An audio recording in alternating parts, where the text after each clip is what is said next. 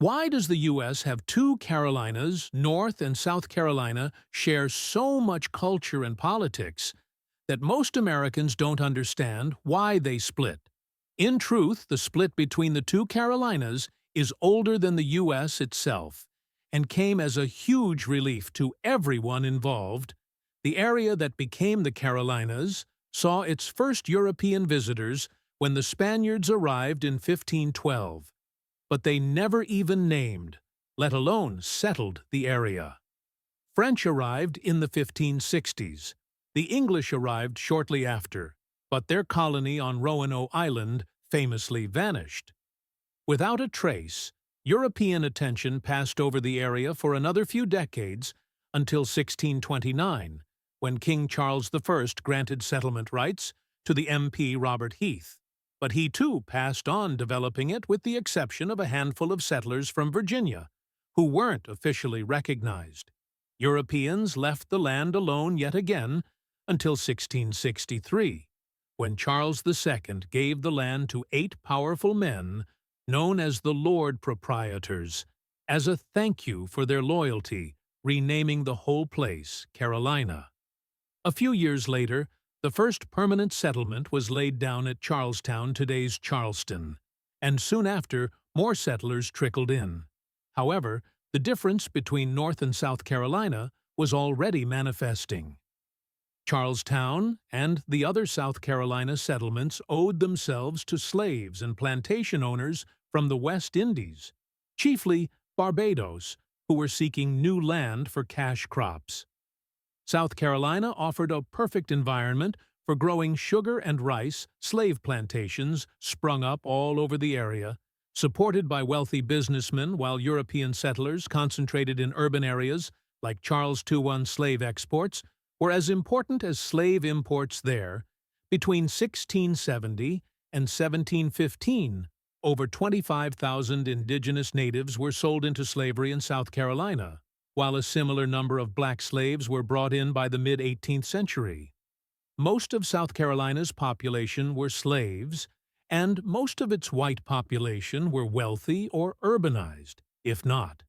Both by contrast, the rural North was much less dependent on slavery. Slavery did exist there, especially for the tobacco industry, but most of the settlers were poorer. In fact, many had been indentured servants themselves coming down from other colonies, and who could never afford slaves of their own. North Carolina quickly gained a reputation for attracting the rougher and poorer settlers, while the wealthy flocked to the South. As a result, Northern Carolina became the most populated, but Southern Carolina became the richest. A good government might have tried to heal this divide, but the Lord Proprietors were the complete opposite of that. With 8 men in faraway London, all with different ideas of what to do, put in charge of a vast territory on the far side of the Atlantic. Was it any surprise that the government was a disaster? The Carolina Territory was vast and unwieldy, and its new leaders were not up to the task. Apathy, incompetence, and overambition fought for dominance between the 8 men, while the Carolans themselves watched on with exhaustion. Overambition won out, thanks to one proprietor, the Earl of Shaftesbury, who wanted to craft Carolina into a perfect society. Calling on the philosopher John Locke, they drew up an experimental system of laws called the Fundamental Constitutions of Carolina, which laid out plans for a strange society that preached individual freedom and liberal ideas alongside support for slavery and hereditary nobility. This was combined with a grand model plan which tried to maximize efficiency, safety, and aesthetics in any future cities. It was a bold project for any government, so naturally it failed in the hands of the proprietors, with communication and travel between Charles II and the North difficult. The Lord Proprietors' laws meant a lot less far from the colonial capital. Local government picked up the slack, allowing towns and communities to run their own affairs without much need for Charlestown or London. Distant government quickly became associated with corruption and inefficiency, attitudes that were increasingly common across the colonies. Distrust and resentment of the lord proprietors was so bad in the north, a settler named John C. Pepper in Albemarle County in the north staged a bloodless rebellion against their officials. C. Pepper gathered dozens of men, jailed the lord proprietor's tax official, and staged their own elections. Pepper was summoned to England and put on trial as a rebel. But Lord Shaftesbury ended up taking his side. After all, Shaftesbury admitted there was no real government in Carolina.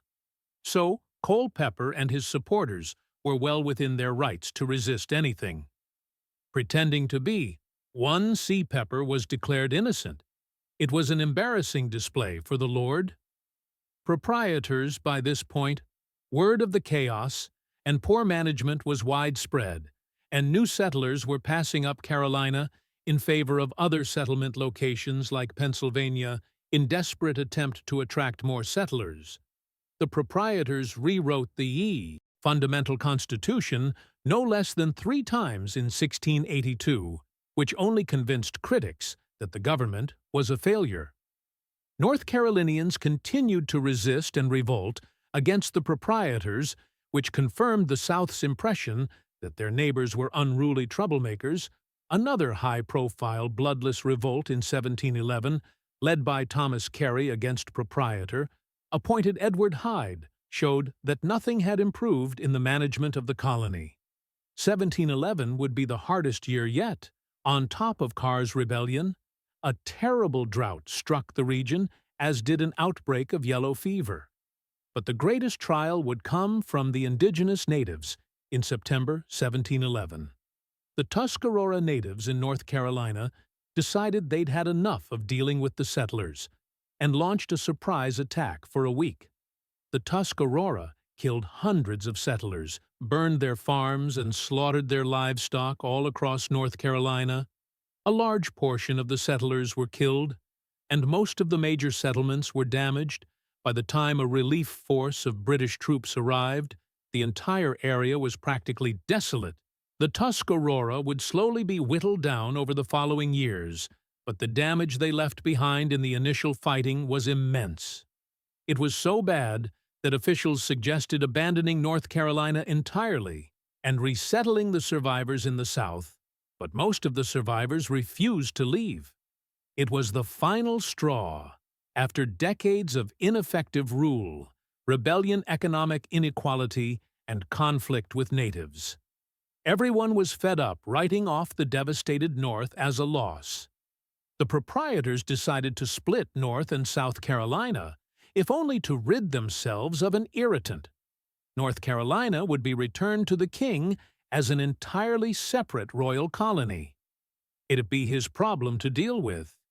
Now the proposal was welcomed by pretty much everyone, and on January 24, 1712, North and South Carolina officially became separate colonies, never to unite again.